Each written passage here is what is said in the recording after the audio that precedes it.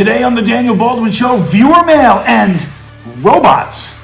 Are we being programmed to be robots? Coming at you right now. Hey everybody, welcome to the Daniel Baldwin Show. Let's get right to it with viewer mail. Jeff Miller of Pensacola, Florida says, hey DB, when are we getting out? When are we getting out? Okay, Jeff, I hear you. I'm sure what we're speaking about here has to do with the war.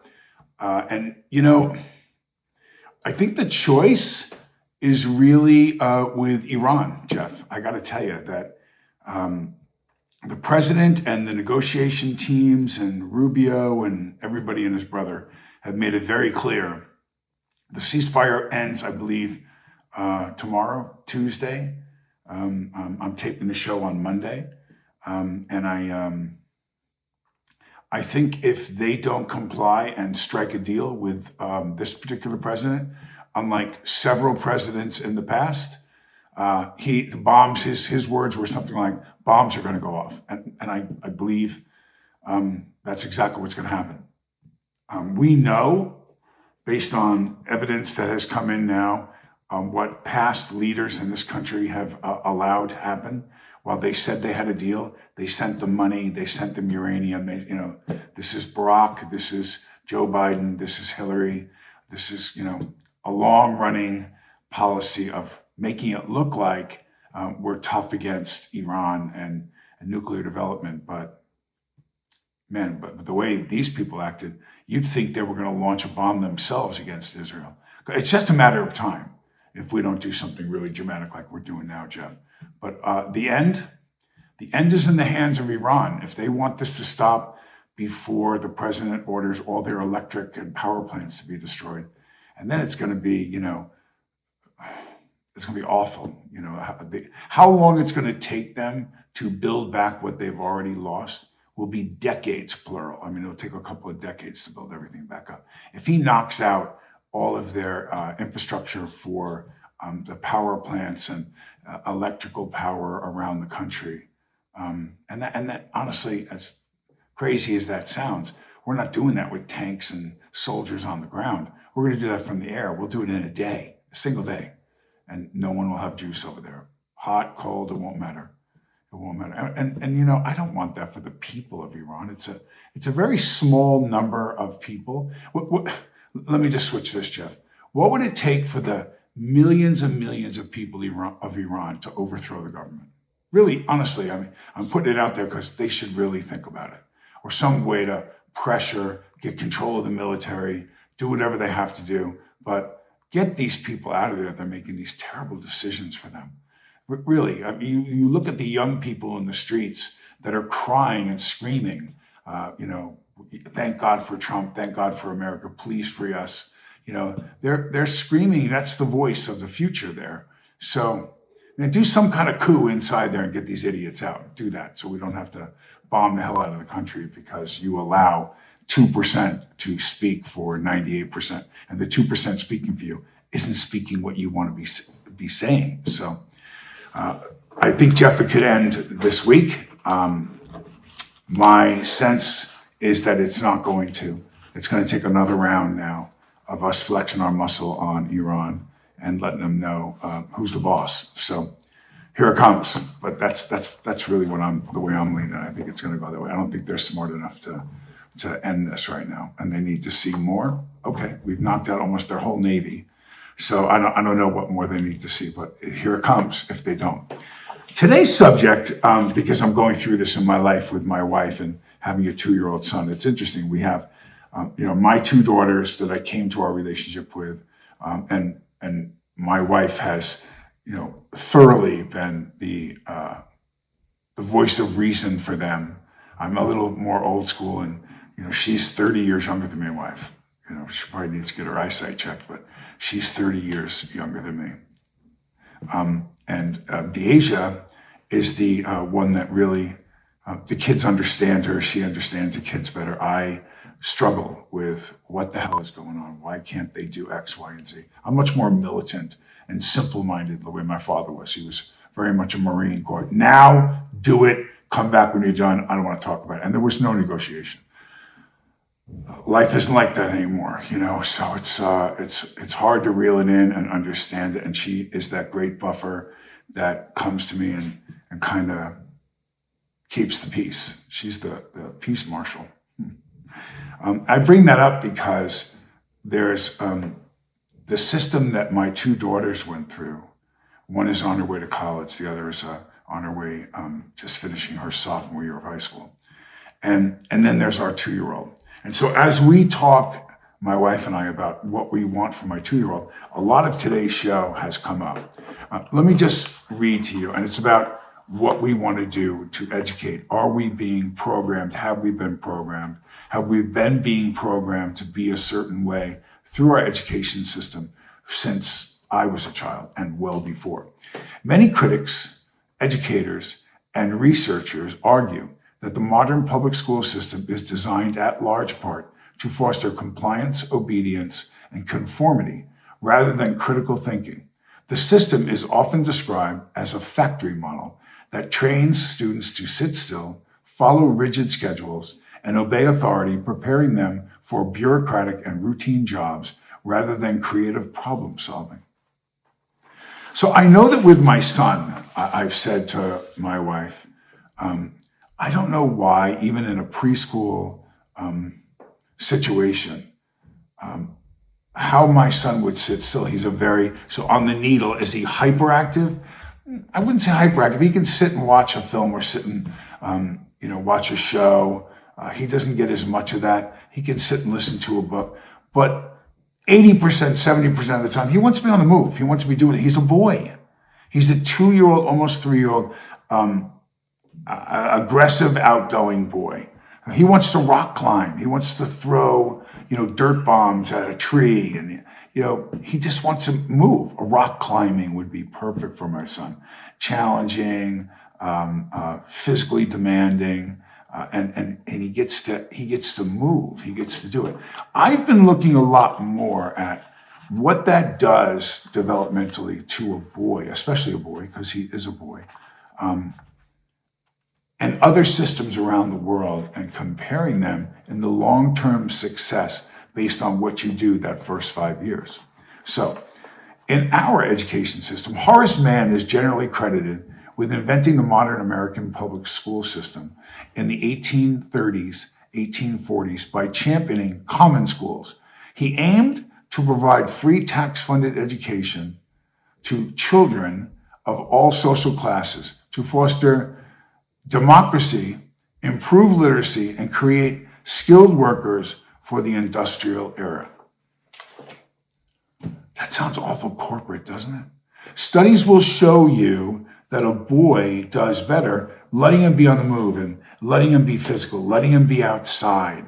A little boy, you can teach how to do stuff better if you're fishing with him, if you're exercising with him, you teach him about angles, height, weight, percentages. You can do that, believe it or not, by taking out a measuring cup and showing him what a cup is, what a half cup is, what a quarter cup of oil is, and mixing it together. And he experiences that physically, rather than trying to get him to sit around at 5 years old and learn the alphabet and learn how to draw and learn how to write in a classroom. It's not their nature.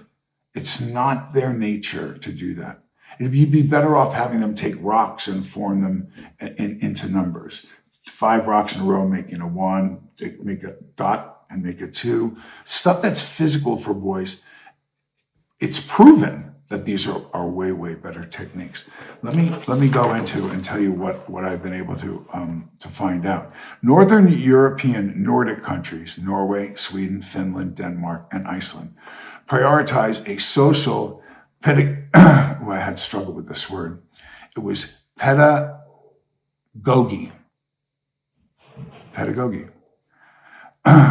A social pedagogy approach, focusing on holistic development, free play, and outdoor activity over early academics.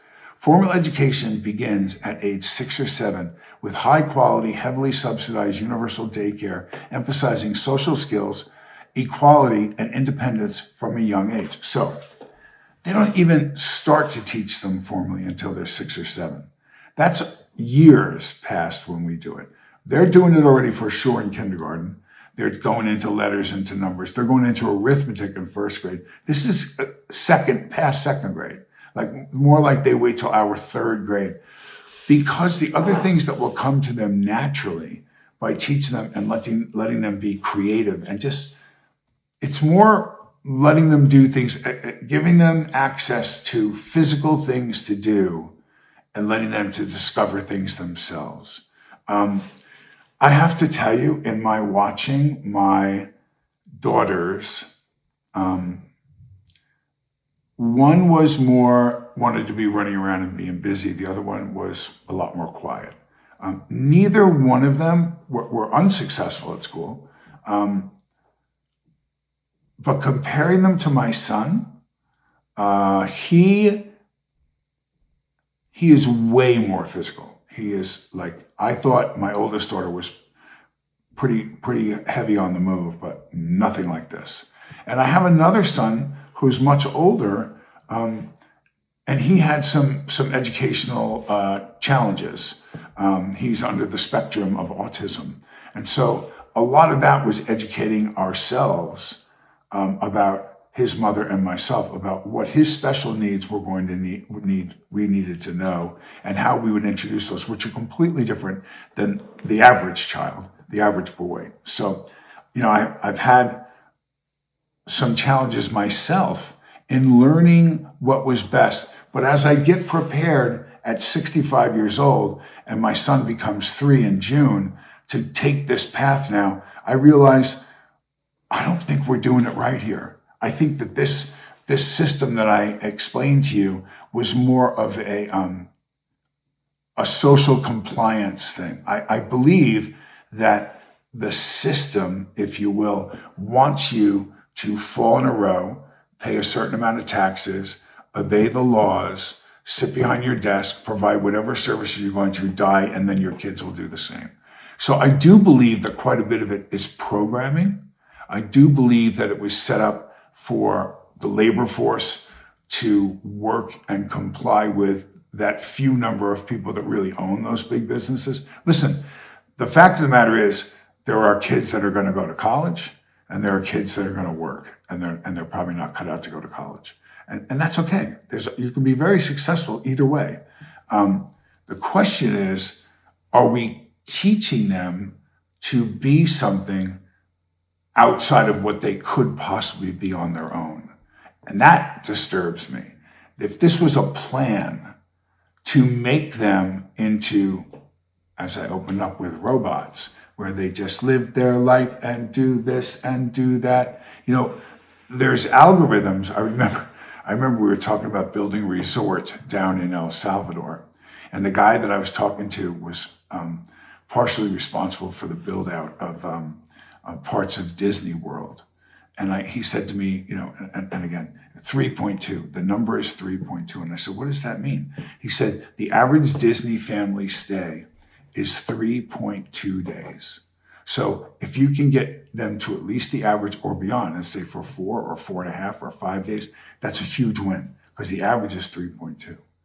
So everything is built around that average. How much money will they spend? How many activities will they do? How many park passes? How many meals? How many packages can we offer them?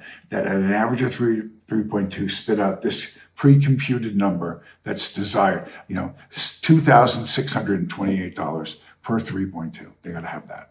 And it's all literally where they put the ad, how they present it to you in the room, the brochures, the flyers, the online, commitment to try to entice you to go buy that one more ticket for the 3-4 members of your family to go see this show. That's another $45 each. That's $160. It's $180. It's amazing how it's broken down into a science, into an actual mathematical equation. So as we looked at the resort that we were thinking about building, which we're still thinking about, we were looking at the things that would keep someone in that hotel resort for 4 or more days. What type of thematic places? A surfing resort, a health resort, this, that, whatever it was. And so we've come up with some ideas, but what's interesting is there's an actuarial number, an equation that takes in, thousands of factors that spits out this educational proposition that we're talking about right now. They've refined it to telling you not really American history, telling you their American history, the stuff that they want you to know and they want you to think and they want you to be proud of and they want you to, we're not going to get into some of the other stuff that's a little ugly. That's, I remember I was speaking to my wife recently about, I think it was Morgan Freeman was with Mike Wallace and they were talking about, it was African American Month or, something where African American Heritage Month. And Morgan Freeman said, do you have a month? Do you have a Jewish month? And Mike Wallace said, no. And he said, do you want one? And Mike Wallace said, no, I don't want one. He goes, so why do you think I want one? Now, again, this was one African American, very successful actor's point of view. But when I go through and learn things that I've learned from my wife about the view of an African American woman who's 33 years old and very successful in America, and we live in Atlanta, and she tells me, yeah, but you don't understand because you see it through a 65-year-old white guy's eyes. You don't understand my struggles. And then when she explains it to me, I think, and even the history of it, I say, they didn't teach me that in school. They didn't teach about the brutality of slavery. Slavery was like Lincoln, and it was more about Lincoln. It was more about a white guy who was president that freed slaves. It wasn't the real reason why. It had nothing to do, did they really talk to us about how African Americans were brought over because they were cheap labor and they were forced to pick the cotton, and that cotton industry was pretty much free labor for those people and guaranteed them to be successful because they didn't have to pay a bunch of laborers to do all the work. They didn't tell us that in school. They didn't talk to us about the horrendous conditions that the slaves were brought here, the horrendous conditions, the raping, the murdering, the stuff that went on.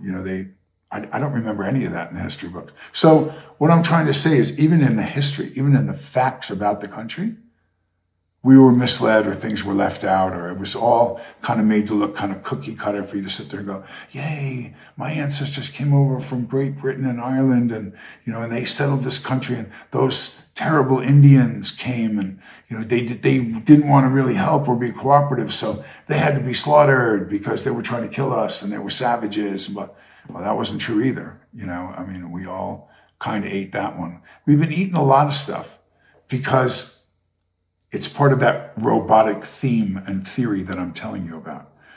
We are being conditioned, even in the political situation right now. We're being told that certain things are happening. We're being told that the reason why they're happening is their agenda-driven information. Even in the news, you can't count on what you read. You can't count on what you hear on the radio. You can't count on what you see on TV because it's owned by people that have an interest for you to believe their story. It's not just the facts. If there was a news source that was called Just the Facts, God, that's a great thing. I'm going to hold that. Just the Facts with Daniel Baldwin. I might, and again, am I slanted towards one side? Yes, I actually lean to the right for sure, as opposed to when I used to lean to the left. But because I find the closest to the facts are way more the people on the right that are talking, not the people on the left. The people on the left that I've dealt with in the last 10 years just make up shit and throw it out there. They do. They just make it up.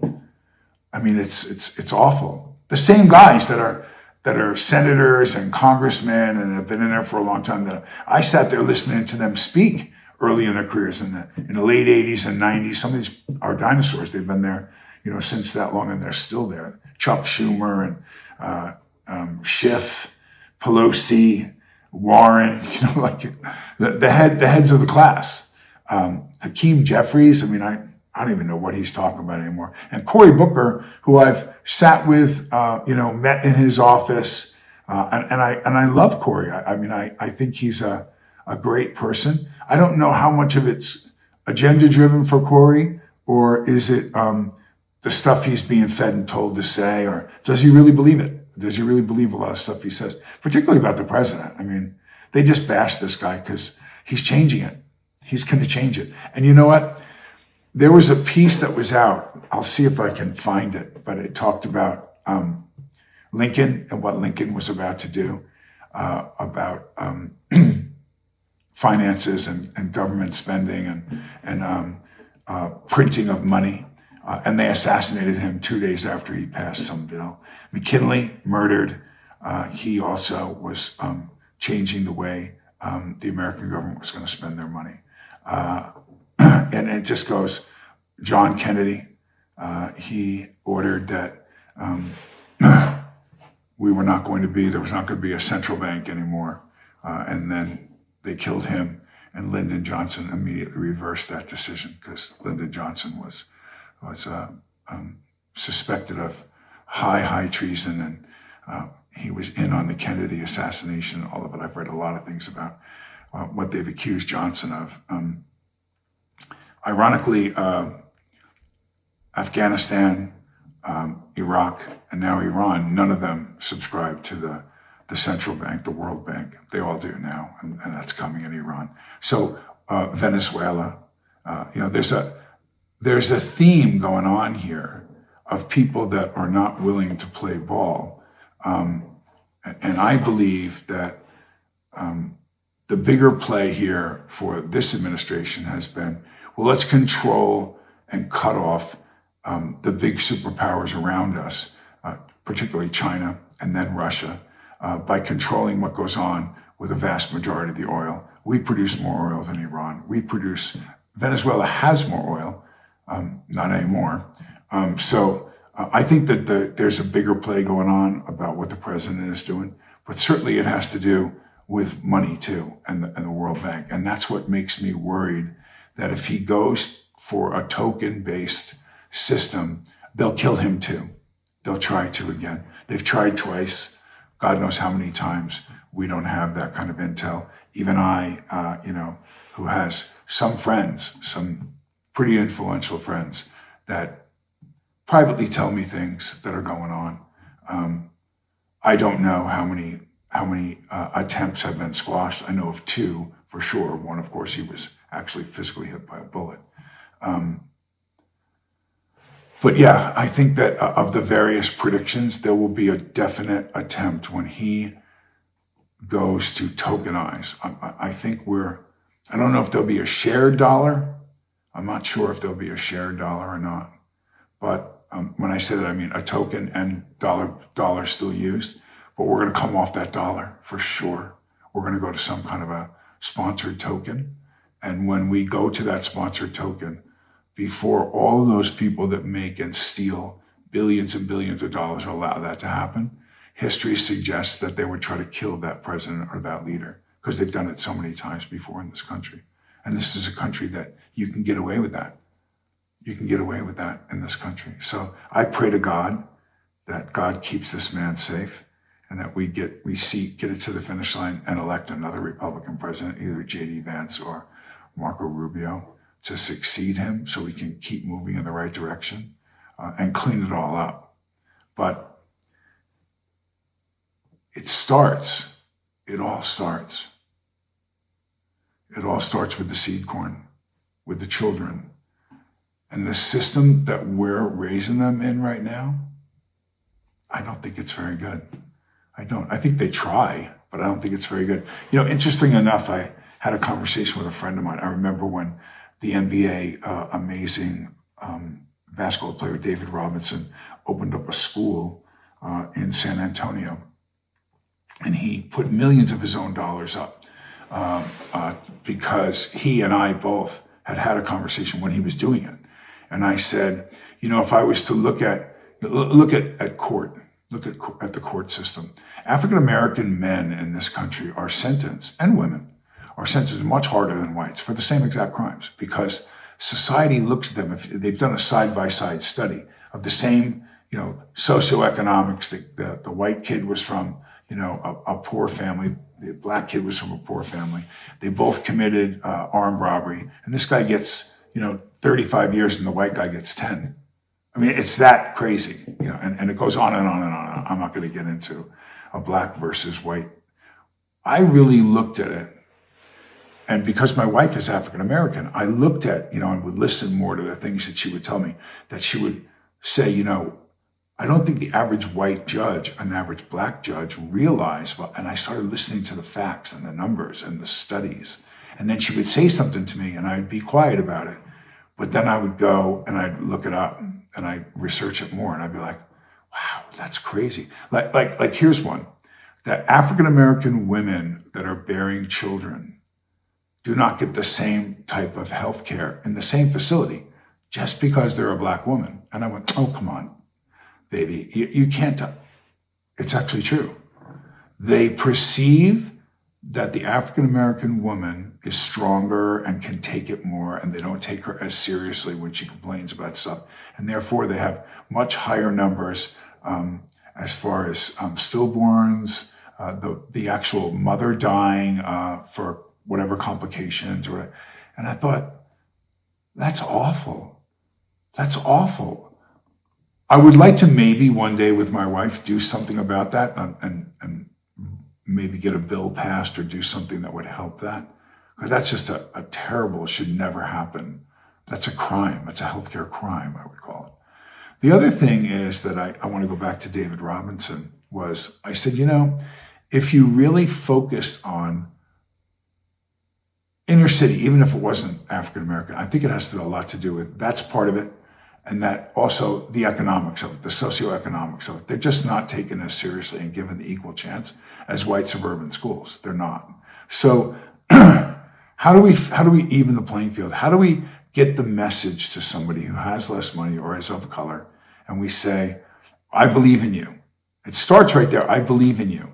And so I'm going to provide you the same computer access, the same book access, the same level of teacher, educator, raise the number that we're paying these city teachers that go in there that just want a job and they really don't care about the job because it's an easy with benefits job and they have off on the summer, and they're not paid as much as the suburban schools. Let's raise the money and make it harder to get that job. Let's go ahead and find the money to do that. So I would like to do some type of school like David did, or a chain of schools, like charter schools, that we scholarship people.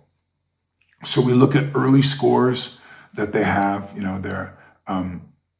we listen to their parents. I want to hear the story. I want moms to write me. I want moms to write a letter and say, listen, I'll get my kid on that bus, or I'll do whatever, if you could give him or her a chance, and blah, blah, blah, blah, and watch what will happen. Watch the number of children when they're put in an academic environment that's healthy, that's even to the other schools in the state that score so much higher. And you'll find out that these kids are just as smart. They're just as smart. They just don't have the same access or same opportunity. I'd like to provide that. I'd like to figure out maybe one school at a time, but how we could do that. That would be one of my my legacies that I'd be very proud of. I thought about it for a long time.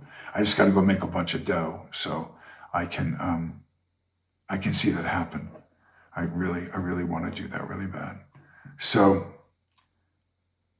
yes, the answer to it is I'm going to start saying it on shows. I'm not going to just bring up the subject.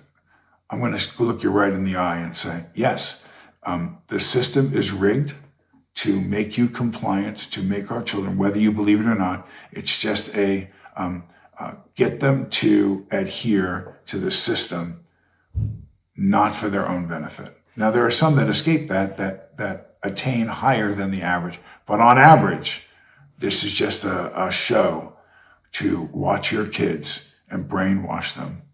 It is. My son won't be going to those public schools at an early age. He won't.